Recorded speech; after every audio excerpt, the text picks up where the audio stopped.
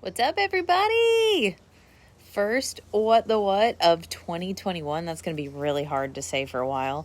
And if you've been following me, you know that we're nomads this week. So in my parents' backyard, you might hear dogs barking, ducks, whoever. But that's part of this being live, right? It's part of it being real. So I wanted to jump into some pretty common questions. And you guys asked some really good ones. But go ahead and get ahead of the curve. You know, everyone wants to make a change. We've got a new year, even though it kind of still feels like the same as last year. But answering a broad question, which I think you guys did a good job asking specifics after. So we're going to go ahead and get into that. But part two, me being a nomad, that's why this time is this time, because I got contractors all over the place. I just decided to go live when I had a minute. But anywho, so why macros? So high level overview.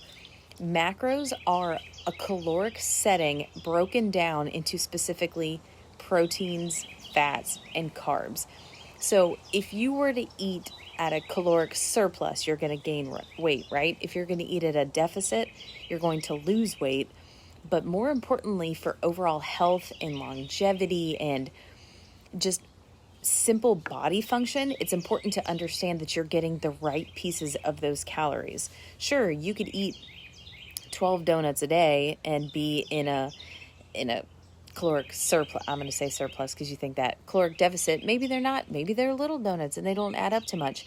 But the quality of the food that you're getting, not because they're donuts, but because they're all sugar and fats, is not going to be as productive for your long-term health. You can start to look at cholesterol and diabetes on all of those things versus if we can balance some protein in there and we can put in different foods that our body reacts with differently. We need muscle stimulation, hormone function, brain function, basic vital things to keep moving. So when we look at macros, when I have clients from time to time, most of the time, that say, I feel like I'm eating too many calories, and it's because you don't understand that your calories are set per those macros. Your macros are set per those calories. So when you get with a coach and you do something like macros or custom macros or whatever, they are taking into consideration your overall goal, whether you need to be at a deficit, maintenance, or a surplus. And then they're looking into that and saying, how can we do this in a healthy and balanced way? So I hope that kind of hits some of you guys like, oh, that makes a lot of sense. And just to let you know, if you want to get moving on something, we do offer custom macros. So maybe you want to learn in here along the way on what to do with those macros, but getting a start on the actual number just to kick it off is a great way to get started. Maybe you aren't quite committed to a full one-on-one situation or something like that, but you can start with a set of numbers and a goal to hit. So let us know if you want to do that, and we can go from there. So I hear the door being open and shut. I think dogs are in and out. But okay, cool. So why macros? I want to go on to part two of that is because it also allows you some freedom. So get a lot of questions about meal plans. And again, in the past, I've done meal plans, right? I'm like, tell me what to eat. I'll eat it, coach. I'll do it. But the amount of flexibility that you have with macros allows you to put in. If you guys don't like tuna, if I tell you to eat tuna every day, you're not going to put up with it. Or if I tell you to eat broccoli for the next 100 days, on day 88, you're going to be like, yo, I'm going to break and do something. This allows you the flexibility to put in what you want and learn this for yourself so that you can do it long term. So macros to me, if you truly want to do more than just have a diet, if you want to lose weight, gain muscle, get lean, whatever it is, and actually hold on to it for a period of time, macros is the way to go because you take control of your own eating and you don't have to rely on someone forever.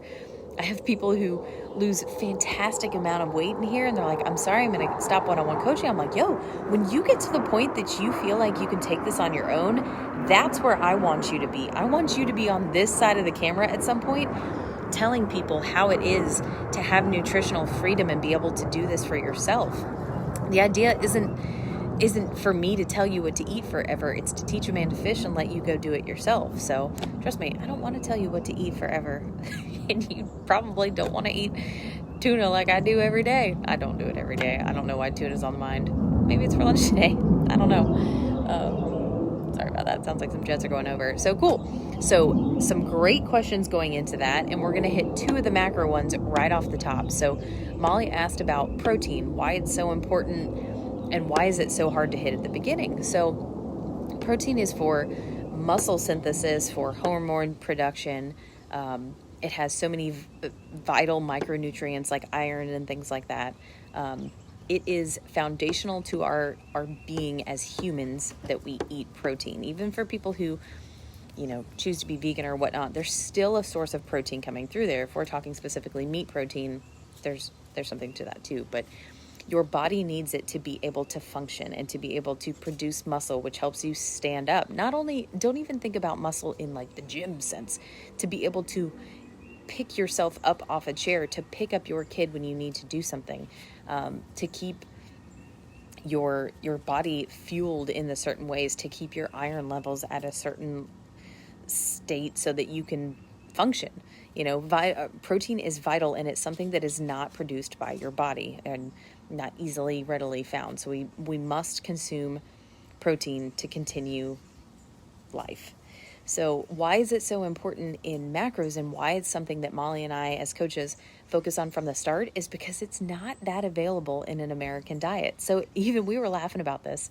I always laugh at the ways that Nude Nation was founded was by all of my parents and I's old eating habits. We used to crush Crystal burgers, right? Crystals, or for you guys who aren't in the South, maybe it's White Castle. Think about how thick the bun is. Then you've got like that paper thin hamburger patty, and then maybe something else on it. So that the amount of protein is probably higher in the bun than you eat than the little sliver of meat that's in there. And that little sliver is probably higher in fat than it is in protein, because our diets as Americans are made to just fill us and hit a spot and move on and make money. And we're not specific. If restaurants were set up for people to be healthy, we would all be healthy. But especially when you look at our culture specifically, we're overweight because we look at things that make us want them and desire them and pay money for them. So just completely different. So anyways, we talk about hitting protein from the start, because once you hit protein, the other macros are pretty easy to figure out themselves. If any of you guys have tracked normally for a week, you've probably been like, man, it's really hard to hit protein, and why do I hit so much fat? Because of the choices that you're making. So you track normally for a week, you see where the gaps are, and then you make small changes to get lean protein in there. Maybe that's shakes and tuna and jerky and chicken and shrimp and fish that are lean proteins that slide in there without bothering the other two. And then you learn how to toggle the other two with carbs and fats. So if you focus on one, the other two start to take care of themselves or are easier fixes. But without focusing on protein specifically, it's not going to be very easy to come about. So hope that makes sense.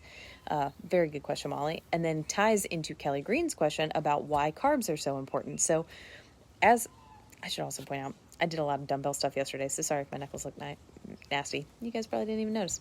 Anyway, why carbs are so important. So your body most readily uses carbs for an energy source beyond fats and protein. So the order of ease to use is carbs, then fats, then protein. So your body, think about couple instances.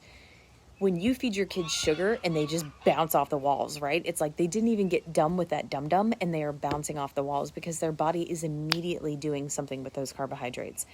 Then you look at something like Naked and Afraid, and they lose a lot of body fat right from the start, right? So fat is being burned because carbs are not readily available. Then your body turns into fat. Burning fat is fuel, which is like a ketosis.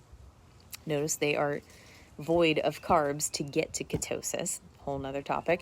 And then they lose a lot more weight when their body starts dipping into their protein, their muscles. They start losing things beyond because their body has burned through those fuel sources. So when we look at carbohydrates, not only are they being most readily used for energy, which is fueling you in the gym, getting you up and about throughout your day. When you get tired, you seem to want sweet stuff. But then it's also looking at the micronutrients that are with it. So if you are having a tough time with fiber, that is most likely because you're not getting a good enough variety of good carbohydrate sources. So the diet industry wants to get onto carbs and carbs and carbs. Why are carbs bad? Because the carbs that we most readily reach to as a society are going to be sweets and processed items, when carbs are fruits and vegetables. If we first just set a small goal of having a fruit or a vegetable per meal or per snack, then you can fill some of that, which is the balance of counting macros, because we don't want to look at that stuff first. We want to be able to have that once we hit the other good items. So we want to hit the good fruits, good veggies, then move on to it. So I hope that makes sense. We are looking at it for energy, for fuel, for micronutrients, for fiber intake, before we are looking at it for pleasure. If you're getting to the end of the day and you're like, I guess I have to drink some wine to hit my macros, that's a whole nother thing that comes with coaching about planning ahead and not waiting till the end of the day to get there. Trust me, a glass of wine could be a fruit cup pretty quickly if you look at those two things in the macro world, but we want to eat the ones that are not fermented before we go to the fermented options. So hope that makes sense there. So two really great questions. Let me know if you have more questions on that. I have these written right here. You guys know I'm all about lists, so if you're wondering about it.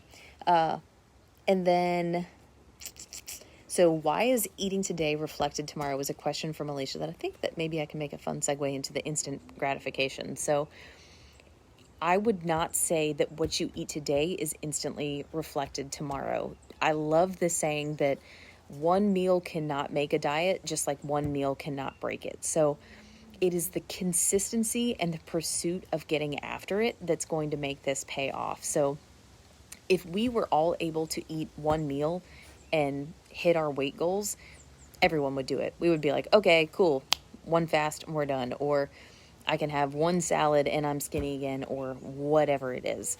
But it's not that it's going to show up on the scale the very next meal. So the idea is to be consistent and work through it. Now, I think Alicia is probably asking about why, when you have something off plan, is the next day are you higher? And that could be a lot of different situations. So, we had Chinese food on Christmas Eve. And so the next day my dad was like, why am I up a couple pounds? And it could be about the amount of sodium levels that they use in Chinese cooking.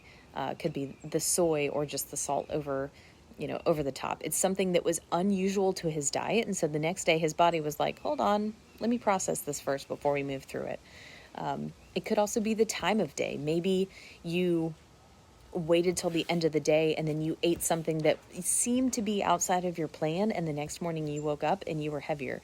Maybe you didn't have that meal until later in the day, and so your body hasn't had as long to process it. But looking at one meal or one bad decision like it's going to start an avalanche is not true. This is why we look at weights over a week and a trend and month to month measurement changes and things like that. We want to get a longer range picture than one instance and what something is doing. Allow your body to process it and work through it and eat good things and flush it out. There's not really a direct correlation between the two, if that makes sense. I think that it does. So let me know, Alicia, if I'm missing the mark there.